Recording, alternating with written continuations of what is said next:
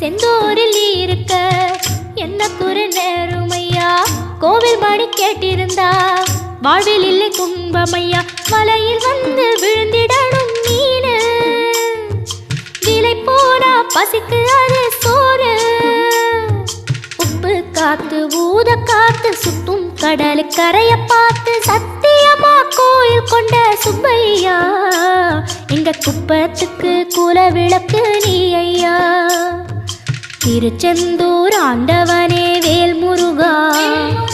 தினம் உனக்கு நன்றி சொல்வோம் மால் மருகா திருவடியில் தவம் இருப்போம் திருமுருகா